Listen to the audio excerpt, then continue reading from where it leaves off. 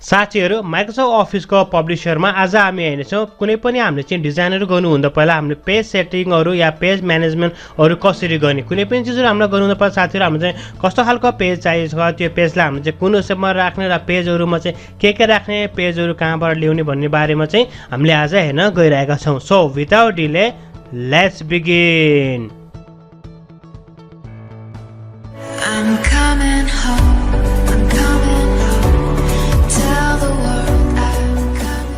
नमस्कार साथीहरु तपाईहरु हेर्दै हुनुहुन्छ टेक एनपीएल च्यानल र म पबिन्द्र टेक्नोलोजी सम्बन्धी टिप्स र कम्प्लिटली माइक्रोसफ्ट अफिसको ट्रेनिङ भिडियोहरु नेपालीमा हेर्नको लागि टेक एनपीएल च्यानललाई सब्स्क्राइब गरी साथमा रहेको बेल आइकनलाई क्लिक गर्न नभुल्नु होला साथीहरु माइक्रोसफ्ट अफिसको एप्लिकेसन मात्र नभइकन यदि तपाईले फोटो डिजाइन गर्दै हुनुहुन्छ या तपाईले कुनै पनि डिजाइनहरु बनाउँदै हुनुहुन्छ या तपाईले चाहिँ पोस्ट कार्ड हुन सक्छ तपाईको ग्रीटिङ कार्ड्स हुन सक्छ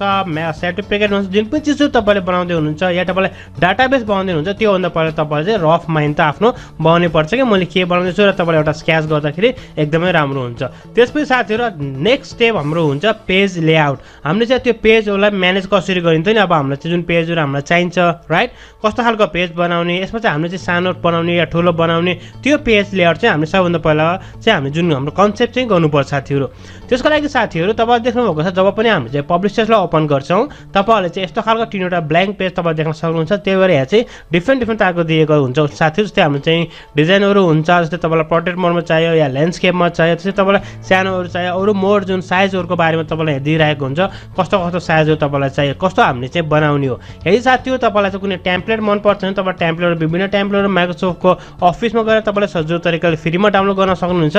या साथीहरु तपाईहरु चाहिँ माइक्रोसफ्ट अफिसको एप्लिकेसनमा तपाईहरु चाहिँ इन हुनुहुन्छ या तपाईहरुसँग चाहिँ ज्ञान छ तपाईले सजिलो तरिकाले यहाँबाट पनि विभिन्न चीजहरुलाई डाउनलोड गर्न सक्नुहुनेछ राइट नाउ साथीहरु सबैभन्दा पहिला हामी चाहिँ एउटा सादा पेज लिम हामी म सबैभन्दा माथिको गरेछु नर्मल्ली चाहिँ म लिएर आउन गइरहेको छु या तपाईले चाहिँ डिफरेन्ट साइजहरुको चाहिन्छ भने तपाईले यहाँबाट चाहिँ मोर ब्ल्याङ्कमा साइजमा क्लिक गर्नु भने तपाईले चाहिँ डिफरेन्ट साइजमा ल्याउन सक्नुहुनेछ साथीहरु right now just go for this र साथीहरु त्यसपछि तपाईहरुसँग यस्तो खालको एउटा इन्टरफेस आउँछ साथीहरु जुन तपाईले देख्नुहुन्छ यहाँ पेज छ यस्तो हामीले थम्बनेल पनि भन्ने गरिन्छ तपाईले देख्नुहुन्छ पेज 1 भनेर देखाइरहेको छ तपाईले चाहिँ अरु पेजहरु चाहियो भने तपाई सिम्पली तपाईहरु चाहिँ इन्सर्टमा जानु सक्नुहुनेछ इन्सर्टमा गइसकेपछि साथीहरु तपाईले देख्नुहुन्छ पेज तपाईले डाइरेक्ट तपाईले पेजमा चाहिँ क्लिक गर्नुभयो भने तपाईले सजिलो तरिकाले यसलाई अझ एउटा पेज चाहिँ सेम टु सेम पेज तपाईले राख्न सक्नुहुन्छ या त साथीहरु तपाईले चाहिँ यसलाई सर्टकट पनि युज गर्न सक्नुहुन्छ तपाईले देख्न सक्नुहुन्छ कन्ट्रोल शिफ्ट प्लस एन थिच्नु हो भने तपाईले सर्टकट पनि गर्न सक्नुहुन्छ या अर्को तरिका तपाईले यहाँ चाहिँ राइट क्लिक गर्नुभयो भने यदि तपाईले चाहिँ जुन पनि जानुहुन्छ राइट क्लिक गर्नु तपाईले देख्नुहुन्छ इन्सर्ट ब्ल्याङ्क पेज भनेको हुन्छ फेरि एउटा पेज पनि आउँछ हामीले चाहिँ माइक्रोसफ्ट अफिसको जुन एप्लिकेसनहरु छ यसमा चाहिँ विभिन्न तरिकाले गर्न सक्छौं साथीहरु एउटाको तरिकाले मात्र नभइकन हामीले चाहिँ 4-5 तरिकाले डिफरेन्ट तरिकाले पनि हामीले काम गर्न सकिन्छ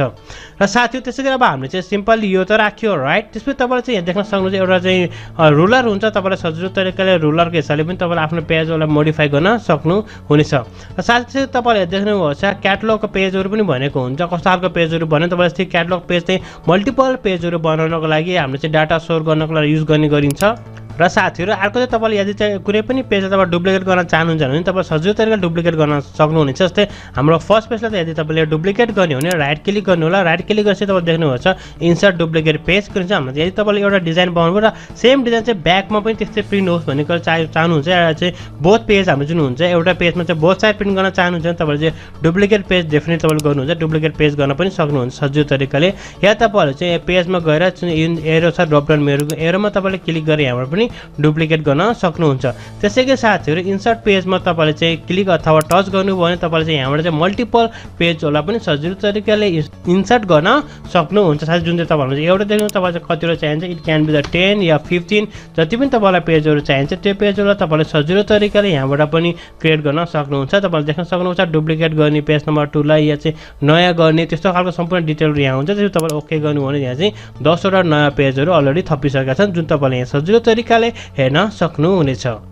र साथीहरू यदि तपाईँले यो पेजलाई चाहिँ तल या माथि गर्न पर्यो भने या सार्न पर्यो भने कुनै पनि पेज हुनसक्छ। यो चाहिँ जस्तै मानिलिउँ कि हामीले चाहिँ नम्बर 3 लाई हामीले चाहिँ नम्बर 1 मा राख्नु छ। यो पेज नम्बर 3 मा चाहिँ हामीले अरू नै डिजाइन गरेका थियौँ र डिजाइन गर्दै जाँदाखेरि यो चाहिँ मेरो कभर पेज भयो भने डोन्ट वरी अबाउट इट। तपाईँले चाहिँ माउसको राइट क्लिक टच गर्न सक्नुहुन्छ। त्यसपछि तपाईँ यसलाई थिचेर माउस सँगसँगै तपाईँ चाहिँ माथि जान सक्नुहुन्छ। जुन तपाईँले देख्नुभएको छ यो पेज चाहिँ ओभरल्याप भइरहेको छ। अब हामीले यहाँ छोड्ने बित्तिकै यो तलको पेज चाहिँ माथि गइसकेको छ। यसरी सजिलो तरिकाले आफूलाई चाहिने पेजलाई तपाईँले तल या माथि सिम्पल तरिकाले तपाईँले सार्न सक्नुहुनेछ साथीहरू। जहाँ पनि तपाईँलाई चाहिन्छ त्यो पेजहरूलाई सजिलो तरिकाले तपाईँले सार्न सक्नुहुनेछ। र साथी यदि तपाईँलाई चाहिँ योभन्दा पनि बढी मात्रामा पेजको सेटिङ गर्न पर्यो भने तपाईँ सिम्पल तरिकाले तपाईँलाई पेज डिजाइनमा जानु होला। पेज डिजाइनमा गइसकेपछि तपाईँले यहाँ चाहिँ विभिन्न पेजको चाहिँ सेटिङहरू तपाईँले यहाँ देख्न सक्नुहुन्छ र तपाईँले चाहिँ यसको पेजलाई कस्तो खालको चाहियो तपाईँले यहाँबाट सजिलो तरिकाले डिजाइनहरू पनि गर्न सक्नुहुनेछ। या तपाईँलाई चाहिँ पोर्ट्रेट मोडमा चाहियो या तपाईँलाई चाहिँ ल्यान्डस्केपमा चाहियो तपाईँले हेर्न सक्नुहुन्छ। यदि तपाईँले पेजको साइजहरू चेन्ज गर्न चाहनुहुन्छ भने तपाईँले पेजको साइजमा गएर पनि